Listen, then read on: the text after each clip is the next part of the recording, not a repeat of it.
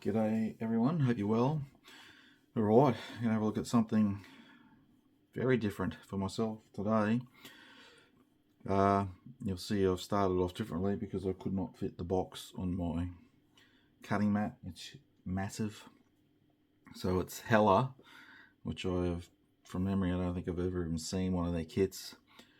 And it's the Nord2501 and the 2502 Noratlas.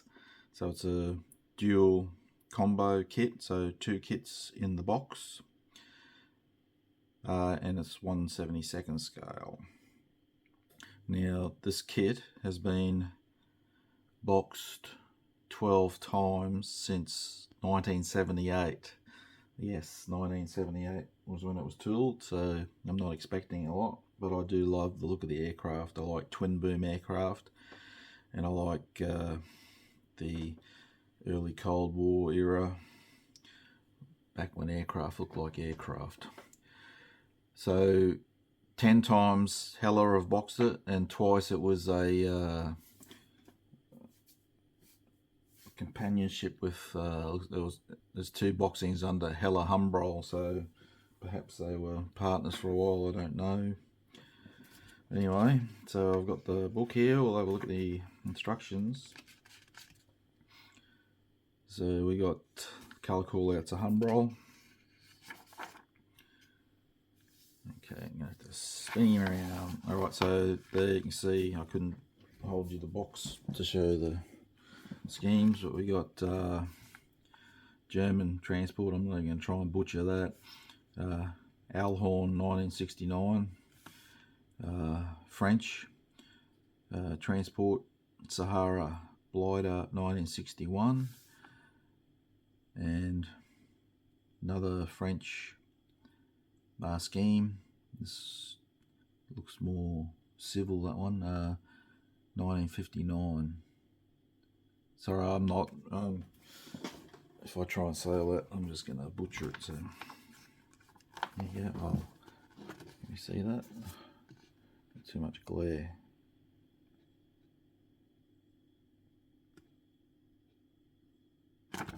Alright, so starting with the cockpit section with the bulkhead and the floor of the cockpit and the wheel well, nose gear wheel well going underneath. Yeah, they got their paint call out along the way. Seats, instrument panel and nose gear going together. And then we're going to the nose. You got a floor section in the nose as well. Then you go into the cargo section with the floor, another bulkhead, and then into the wings. So they're two halves. Right side's got a big light in it. Left side does not. Now I'm hoping along the way here they're going to show us options if there's two types. So onto the booms and the main gear.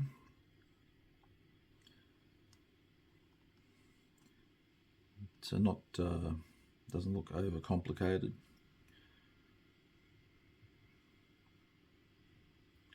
Alright, so they got a cutting out piece here. And then they got a cross over it, so yeah, I'm not sure about that. Unless that just means that's what that part, when you cut it, it's discarded. Otherwise I don't get the message. Stabilizer in between the booms, two pieces. And we got the fuselage starboard half, putting in all the windows. When I have a look at them, that'd be the size of them. I can see the fuselage from here. They're only small, so I'd probably be more along the line of using that to make the windows, unless they're really nice and clear. We shall see. Rear door to the cargo section,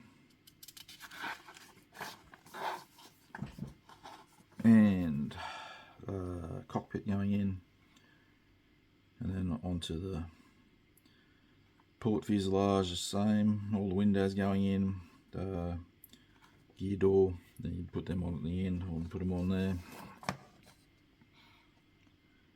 If you've got the stairs open option,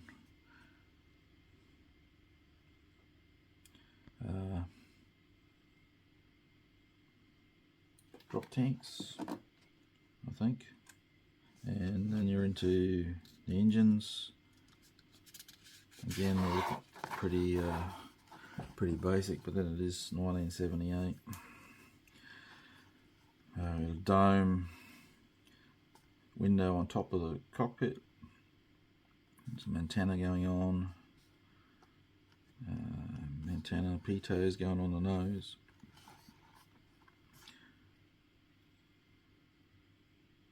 Okay, so this section here is your scheme. So we got, where was that?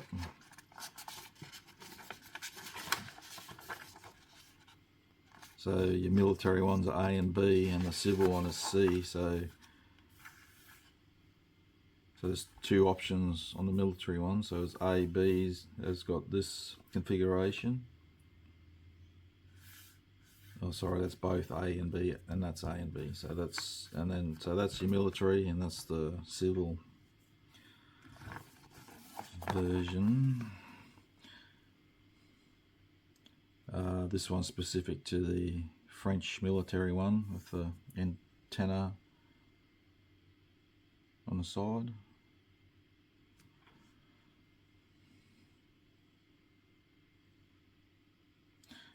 So that's the civil, and then she's all going together.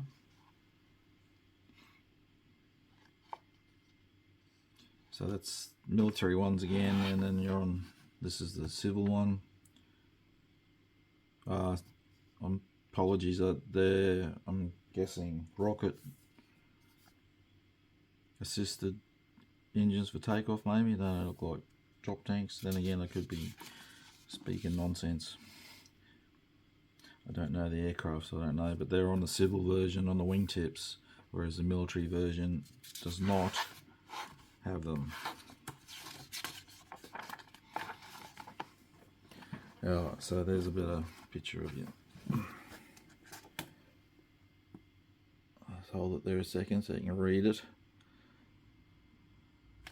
And a nice colour scheme with the high-vis orange, similar to the F104s they had back then.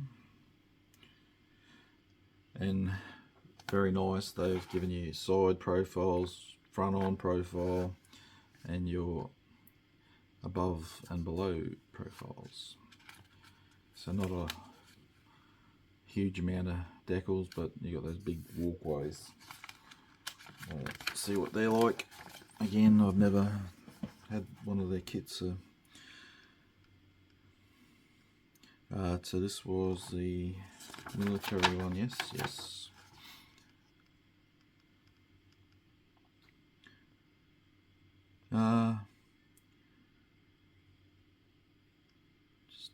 trying to think. I'm not sure now if that's okay. I think. Don't hold me to that. 56 in Humbrol is a metallic colour, so it must be high-speed silver. Unless it was natural metal. Again, I don't even think I've ever seen much in the way of pictures of the real aircraft, so I'd have to have another look and suss it out. If it was natural metal, it'd be nice and fun painting that. And we got the civil version, which has got some nice markings on it, on the tail booms, and that blue and yellow along the sides on the fuselage, and it's a bit different on the top, white on top, different colours above the engines. Can't remember offhand what it is. So alright, that is the instructions. Alright, let's see what we have here.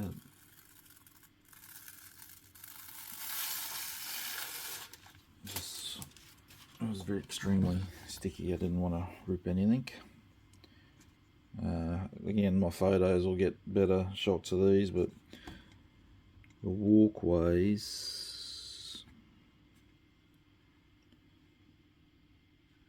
Yeah, I'll just have a look myself here first. You can see these walkways. I got carrier film.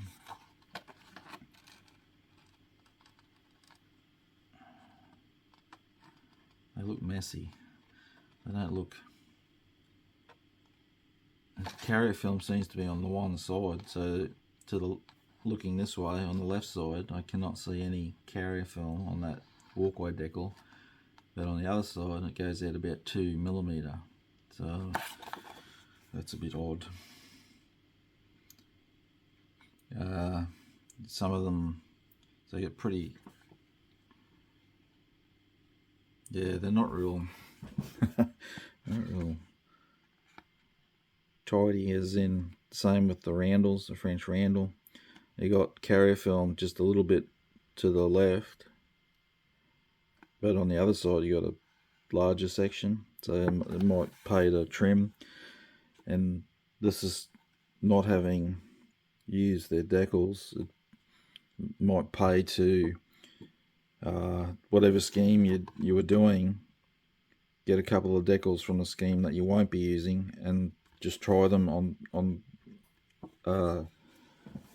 if you've got an old wing or something that's painted, just to see how they perform, because I can't tell you how they perform. I don't, like I said, I've never used them. And that one is two walkway lines, but it's one carrier film. But the actual colouring in that looks all good. But alright, let me grab. So we got two. So that huge box you see at the beginning is just overkill. We could have made it 20cm shorter, but hey ho. Alright, so let's have a quick squeeze. This all should be the same. I believe so. So I'm going to move that. Alright. So it's raised panel lines and rivets, but remembering it's 1978, I was expecting that. Oh, this plastic's not playing the game.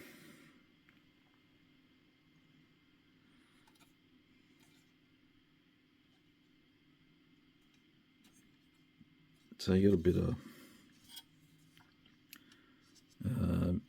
small bits of flash.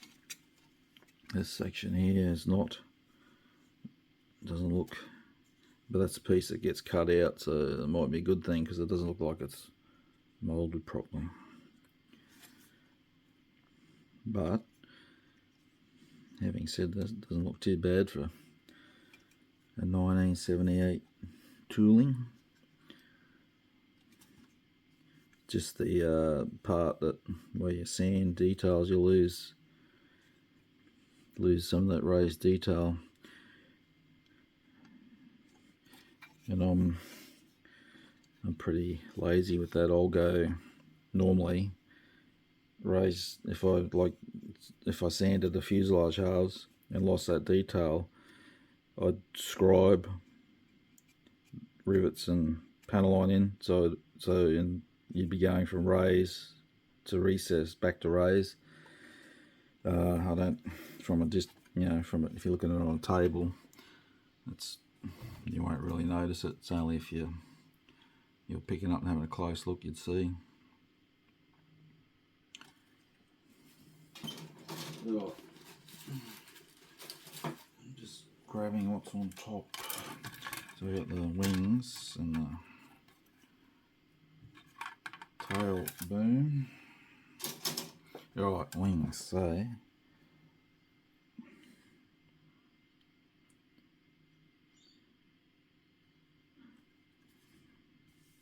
No, there's a bit of flash, but nothing major. The booms.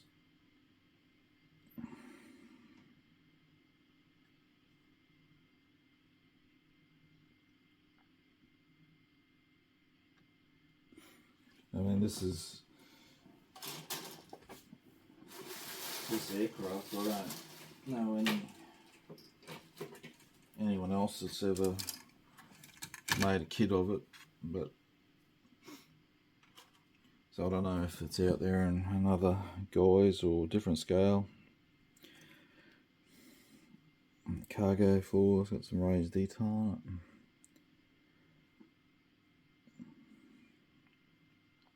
The bulkhead behind the pilots or the crew, they got raised detail on it. Considering how old it is, it's not too bad. Got the vertical stabilizer rudder. Again, the photos will turn up better because that plastic wants to. I'm looking through my camera viewfinder, it looks like it's glary. Alright. So, yep. Propellers need clean up, they got flash, wheels. A couple of them got a little bit of flash, but not too bad. Engine cowl, nacelle section.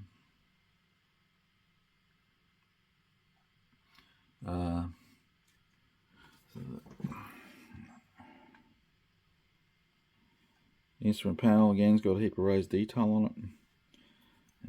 Seats just need some harnesses.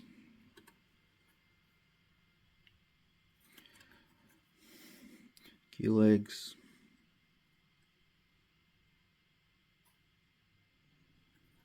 The stabilizer in between the booms. Alright, should have clear parts.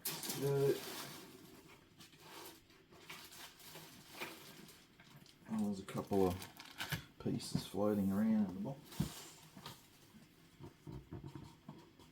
Oh, when I said the box is too big, all those grey sprues are just lying loose in the box. They weren't in bags. This is the only thing that was in a bag, and somehow we got a window that's come out.